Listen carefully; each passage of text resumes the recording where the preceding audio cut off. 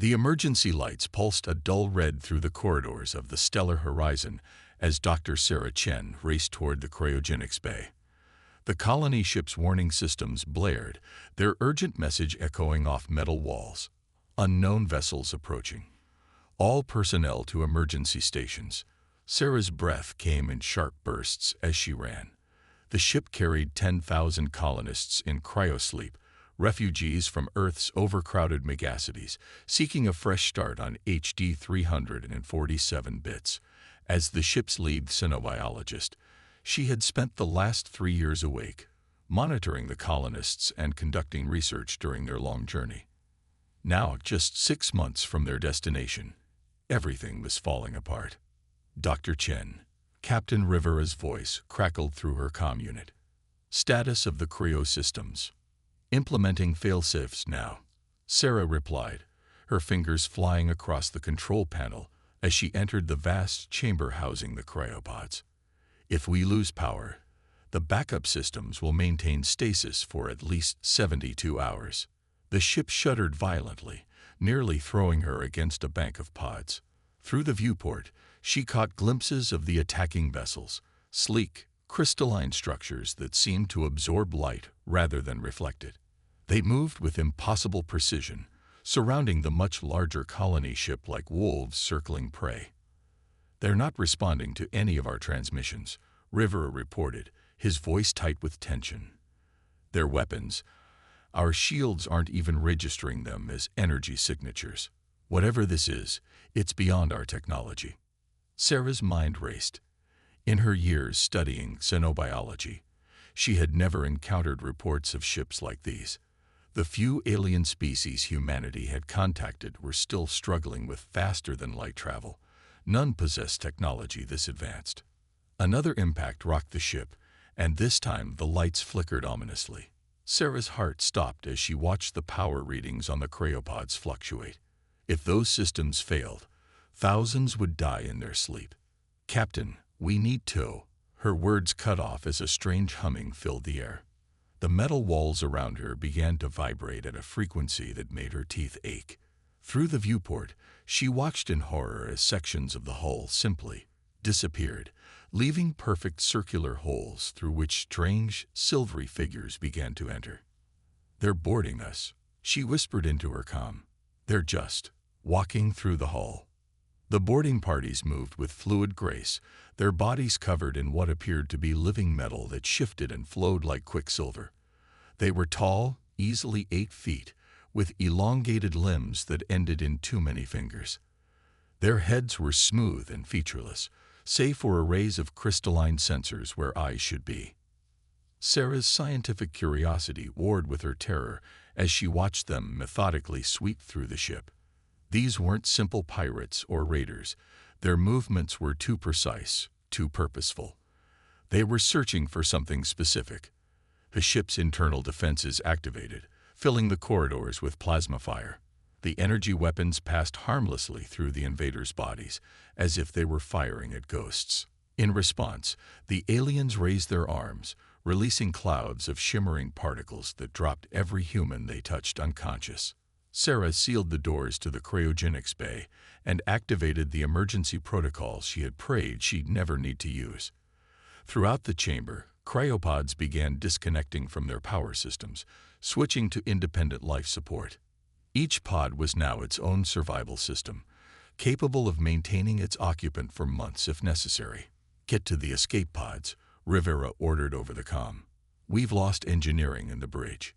"The ship is..." Static replaced his voice. Sarah's hands trembled as she initiated the final sequence, launching the cryopod's distress beacons. Even if the ship was lost, someone might find the colonists. She had just finished when the sealed doors simply ceased to exist, vanishing like mist in sunlight. 3 of the silvery figures entered, their sensor arrays focusing on her with unnerving intensity. Sarah stood her ground, placing herself between them and the cryopods. She was no soldier, but these were her people, her responsibility. The aliens stopped, and for a moment, the only sound was the quiet hum of their bodies. Then one stepped forward, raising its hand. Sarah saw a burst of silver mist, and the world began to fade. As consciousness slipped away, she heard something, not with her ears, but in her mind. A voice that wasn't a voice, cold and precise as mathematics. Subject acquired. Genetic profile matches search parameters. Begin extraction protocol. Sarah's last thought, before darkness took her, was a bitter realization. They hadn't come for the ship or the colonists. They had come for her. When Sarah awoke, she found herself in a chamber that defied physics. The walls seemed to breathe, rippling with patterns of light that moved like living things. The air itself felt wrong, too thick, too rich with strange molecules her lungs struggled to process. She was restrained, but not with anything as crude as metal or plastic. Instead, threads of liquid metal wound around her limbs, pulsing in time with her heartbeat. They didn't hurt, but their touch sent microscopic vibrations through her bones, as if they were reading her at a cellular level. Around her, the alien beings moved with that same liquid grace she remembered from the ship. Up close, she could see that their bodies weren't simply covered in living metal. They were composed of it, billions of nanomachines working in perfect harmony to maintain humanoid forms. One approached her, its head restructuring itself to form something approximating a mouth. When it spoke, its voice was a symphony of harmonics that somehow formed words she could understand. "You will assist us, Dr. Sarah Chen. Your species' genetic adaptability is unique. We have spent centuries searching for such potential." Sarah thought of her colonists, her ship, her mission. "What have you done with the others?" "The irrelevant specimens have been preserved and released in escape vessels. They were not our objective." The being's form rippled. "You are the only human whose genetic structure matches our requirements. You will help us evolve." Sarah allowed herself a small measure of relief, knowing the colonists were safe, but her scientific mind was already racing, analyzing. These beings, whatever they were, had technology far beyond anything humanity had dreamed of. Yet they needed something from human DNA, something they considered vital enough to track a colony ship across light years of space. She had been their target all along. Every moment of her life, every gene in her body, had led to this moment. And as the chamber filled with more of the liquid metal beings, Sarah made a decision that would change the course of two species. She would help them evolve, but not in the way they expected. Days blurred into weeks in the Crescent laboratory complex. Sarah learned that's what they called themselves, the Crescients, though the name was an approximation their translation matrices created for her benefit. Their true name was a complex sequence of biochemical markers and quantum states that their nanite-based bodies transmitted directly to each other. The laboratory itself was unlike anything in human science. The walls were alive with computational processes, entire experiments running through the very structure of the building. Sarah worked at stations that formed themselves from the floor, analyzing genetic sequences through interfaces that connected directly to her nervous system. The Crescients had placed a neural mesh over her brain. Not to control her, they explained, but to allow her to comprehend their technology. At first, they tested her. Simple genetic manipulation tasks, watching how she approached problems, measuring her responses. Sarah played along, demonstrating just enough skill to seem useful while carefully observing everything around her. The Crescients were arrogant in their technological superiority. They never considered that she might understand more than she revealed. But Sarah saw what they couldn't hide. In every test, every analysis, she noticed patterns. The Crescients' own genetic structure was degrading. Their nanite-based bodies were failing to maintain stable forms for increasing periods. Some would suddenly lose cohesion, their billions of nanomachines scattering like mercury dropped on the floor. Others would freeze in crystalline formations, their consciousness trapped in rigid lattices of dead metal. "Your species achieved immortality," she said one day to her primary handler, a Crescient she had named Silver for its particularly lustrous sheen. "But it's killing you, isn't it?" Silver's form rippled in what Sarah had learned with surprise. "You were not authorized to access that information." "I didn't need to access anything. I watched. I learned." Sarah gestured to the genetic displays around them. You transformed yourselves into living machines, thinking you could escape the constraints of biological evolution. But you forgot something fundamental about life itself. The other Cretans in the laboratory had stopped their work, their sensor arrays focused intently on her. Sarah continued, knowing she was taking a risk but seeing no other choice. Life requires change to survive. Your nanite forms are perfect, unchanging, eternal. And that's exactly the problem. You've removed yourselves from the evolutionary process. No variation, no adaptation, no survival of the fittest. You're a species of perfect clones, and that perfection is your death sentence. Silver's form shifted, extending upward in what Sarah had learned was a defensive posture. We are beyond biological constraints. We err. Dying. Sarah interrupted. Your nanite formations are losing coherence because they can't adapt to quantum fluctuations in their environment. Each generation of copies is slightly more unstable than the last. You need biological templates, specifically human genetic markers, to reintroduce the capacity for natural evolution into your species. The laboratory fell silent. Sarah could feel the Cretans communicating among themselves through their quantum networks, processing her words. Finally, Silver spoke again. You understand more than we anticipated. Yes, our species faces extinction. Our perfect forms are failing. We detected human genetic sequences that showed unprecedented adaptability. Your sequences, Dr. Chen. You possess natural genetic markers that could theoretically allow our nanite structures to evolve naturally while maintaining stability. Sarah leaned forward, her mind racing with possibilities. Then let me help you. Not as a test subject, but as a scientist. Give me full access to your genetic databases, your nanite programming protocols. Let me find a way to save your species. The Cretans communicated among themselves again, their forms shimmering with complex patterns. Sarah waited, knowing that this moment would determine not just her fate, but potentially the future of two species. Silver approached her workstation. You will have access, but know that failure will not be tolerated. The survival of our species depends on success. Sarah nodded, already formulating plans within plans. I understand. But I'll need something in return. I want to know everything about how you transformed yourselves, every detail of how you merged biological and mechanical evolution. That knowledge is beyond your species' current development level. Silver replied. Maybe. Sarah smiled. But you need me to evolve. And I need to understand how you work to make that happen. We'll have to trust each other. The Cretans agreed, not realizing they had just given Sarah exactly what she needed. As they uploaded their genetic databases to her neural interface, she began to see the full scope of what they had achieved and what they had lost in the process. The Cretans had conquered death, disease, and biological limitation.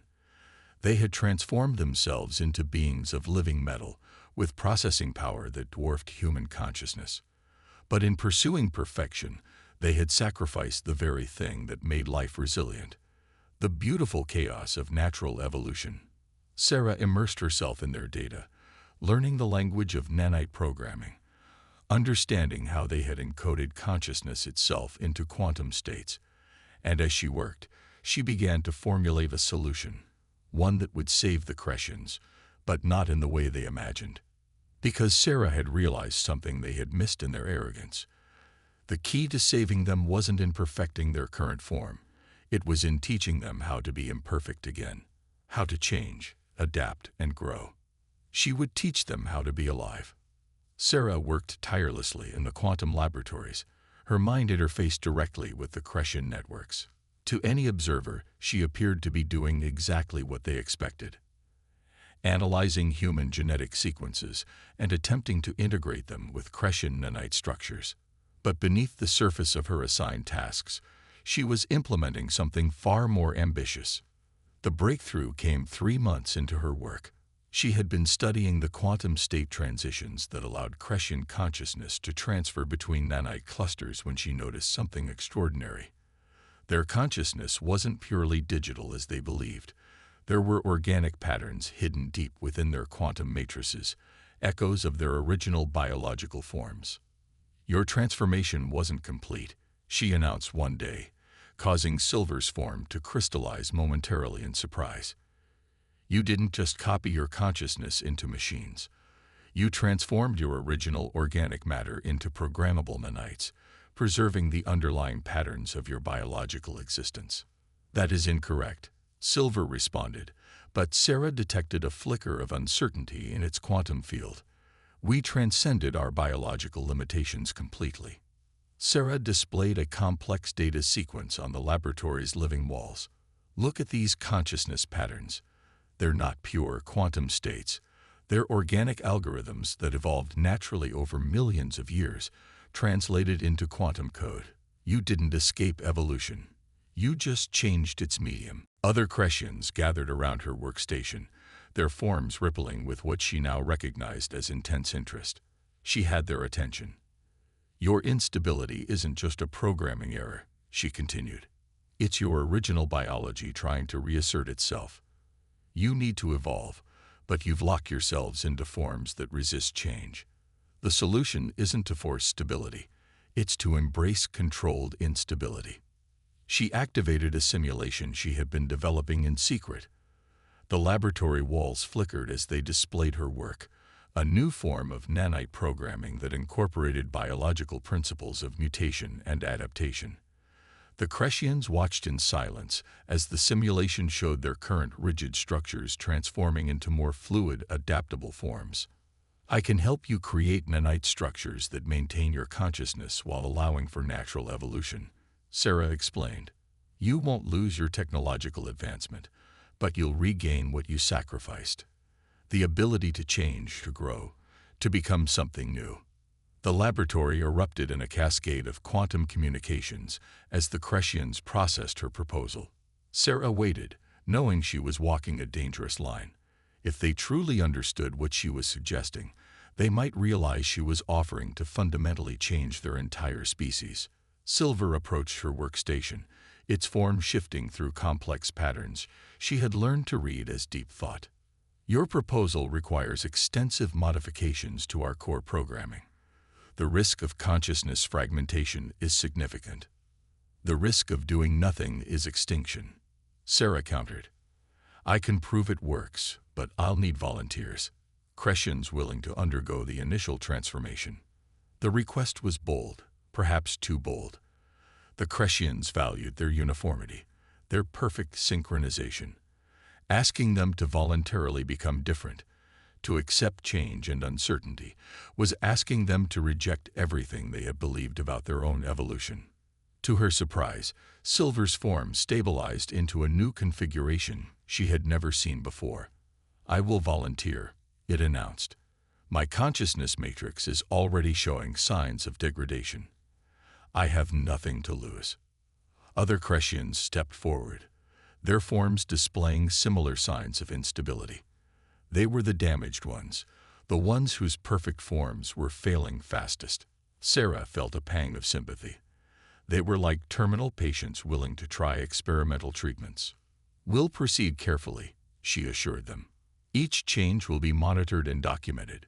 We'll establish baseline quantum patterns before attempting any modifications." As she began preparing the laboratory for the first transformation, Sarah thought about the true scope of what she was attempting.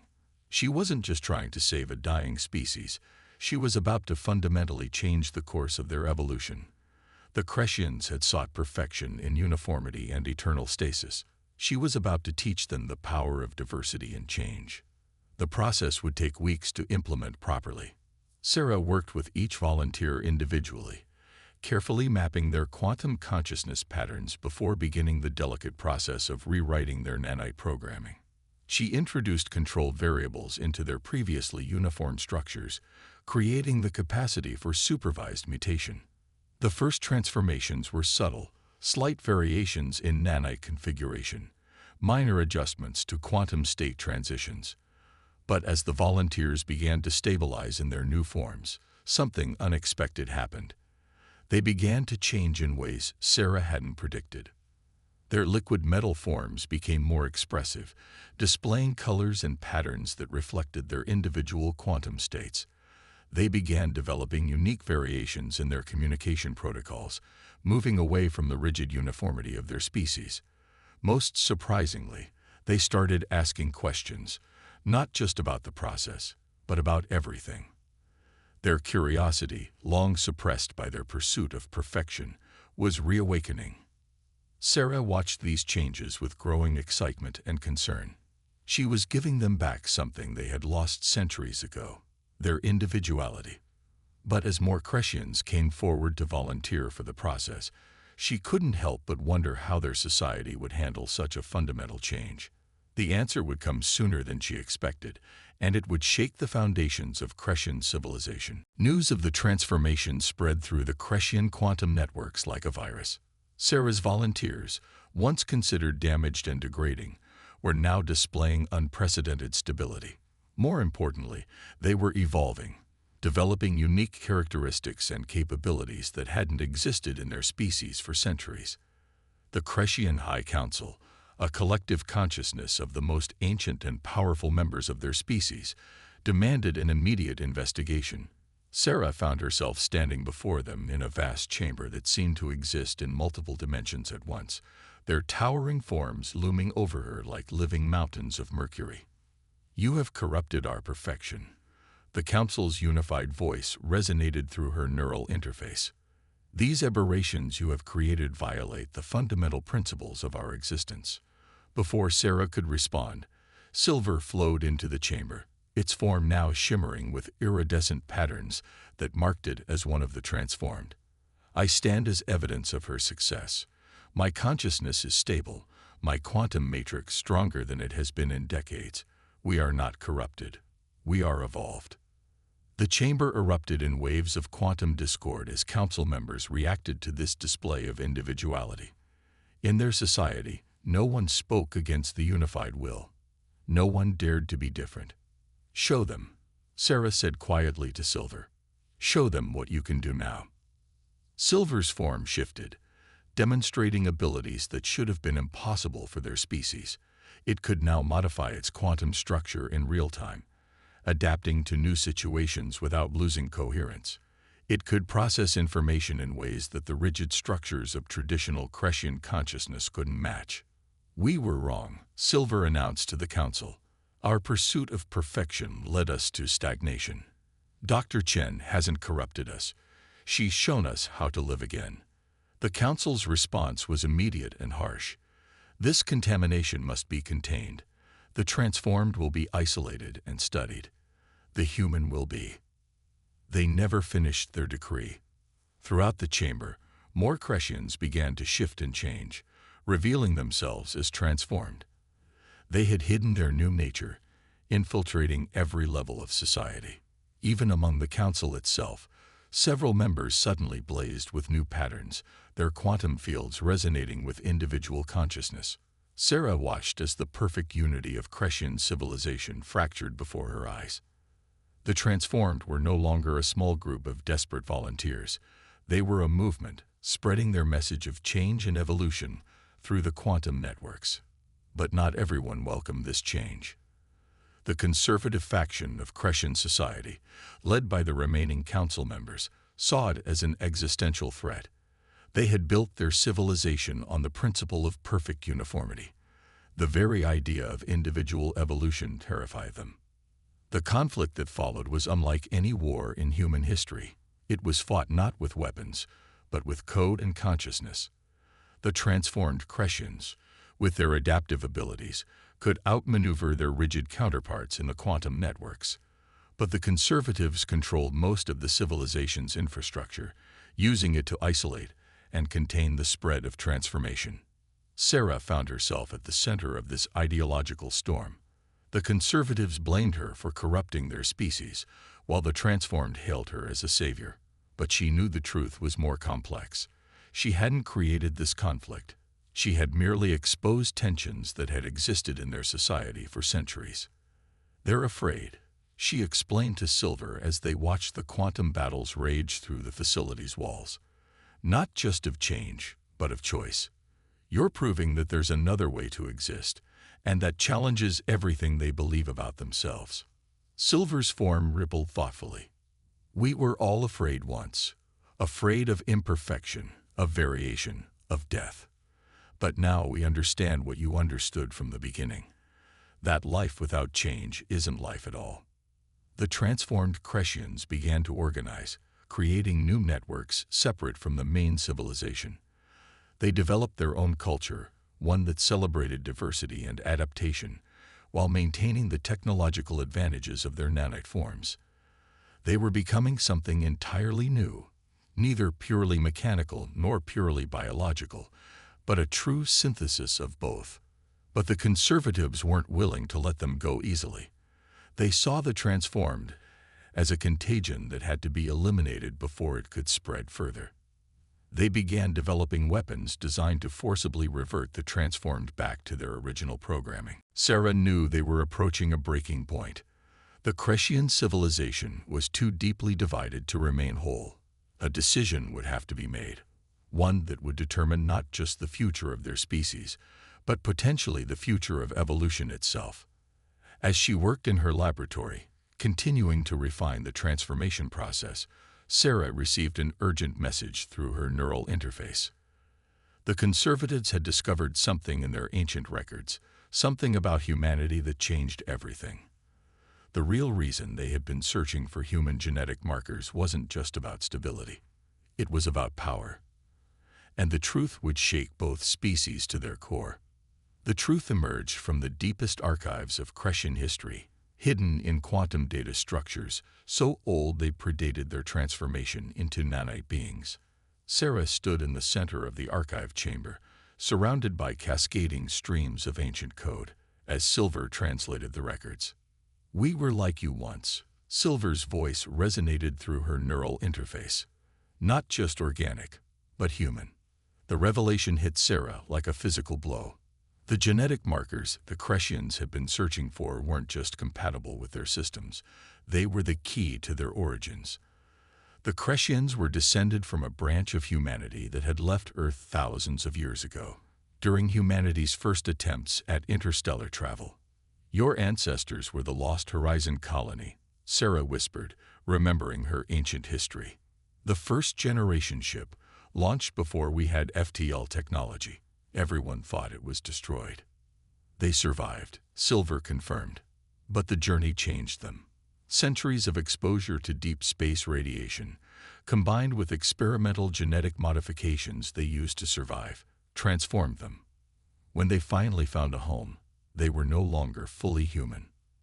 The ancient records showed how these changed humans had discovered the secrets of nanite technology, using it to complete their transformation. They had seen it as the next step in evolution, a way to transcend their modified bodies and achieve immortality. But the council knew, Sarah said, understanding flooding through her. They knew what we really were to them. Yes, they feared that contact with modern humans might awaken dormant genetic memories, destabilize our perfect society. They were right. The archive chamber suddenly blazed with alarm signals. Through the facility's quantum network, Sarah could sense massive energy buildups. The conservative faction had made its move, activating forgotten weapon systems buried beneath the planet's surface. They would rather destroy us all than accept change. Silver's form rippled with urgency. They're activating the Purge Protocol, a quantum cascade that will rewrite all Crescian consciousness back to base parameters. Sarah's mind raced. The conservatives didn't understand what they were about to do. Forcing every Crescian consciousness back to a primitive state wouldn't save their species. It would doom them. Without the ability to adapt and evolve, they would eventually degrade into non-existence. But she had one advantage they hadn't considered. The transformed Crescians weren't just evolved. They were awakened. The human genetic patterns she had helped them rediscover weren't just providing stability. They were restoring their connection to their original nature. "Silver," she said, her voice steady despite the chaos erupting around them, "I need to access the primary quantum network. Not just the surface layers. I need to reach the core programming that defines your entire species." The request was unprecedented. Even the High Council didn't have that level of access. But Silver understood what she intended. You want to trigger a mass awakening.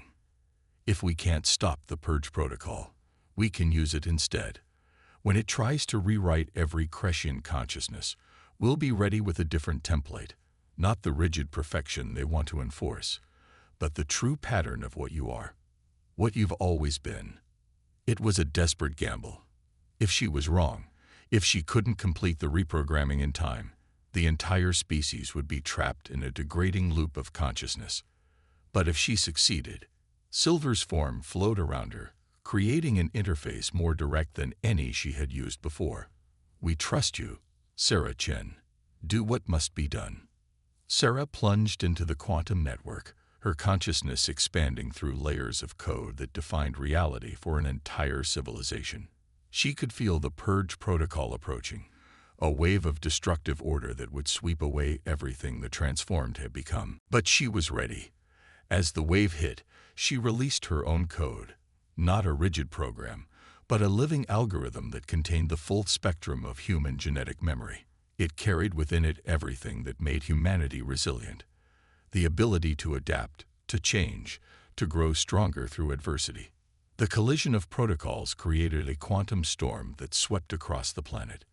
Every Crescian consciousness, whether conservative or transformed, was caught in the wave. Sarah fought to maintain her own awareness, as reality itself seemed to fluctuate around her. When the storm cleared, when the quantum network stabilized, the Crescian civilization had changed forever. The rigid uniformity was gone, replaced by a spectrum of consciousness as varied as humanity itself. Some maintained forms close to their previous nanite structures, while others evolved into entirely new configurations. But most importantly, they remembered, not just their recent history, but the full span of their journey from humanity to whatever they were becoming now. They understood at last that perfection wasn't found in stasis, but in the endless dance of evolution. Sarah stood in the archive chamber, watching through her neural interface as the transformed civilization began to explore its new potential. Silver approached her, its form now a complex pattern she had never seen before. We are neither human nor machine now, it said. We are something new, something that can bridge the gap between organic and digital evolution. And we have you to thank for showing us the way. Sarah smiled, thinking of the colony ship that had started her on this journey. Humanity has always dreamed of reaching the stars, of becoming something more than we are. Maybe this is how we do it, not by conquering space, but by learning to evolve with it. As she watched the Crescian world shimmer with new life, Sarah knew that this was just the beginning. A transformed civilization would rejoin the galactic community not as conquerors or outcasts, but as a bridge between what humanity was and what it could become. They had enslaved a human, thinking to use her genetics to save themselves. Instead, she had helped them remember who they truly were. And in doing so, she had opened a door to humanity's next great evolution. The stars themselves seemed to shine brighter, welcoming a species that had finally remembered how to change.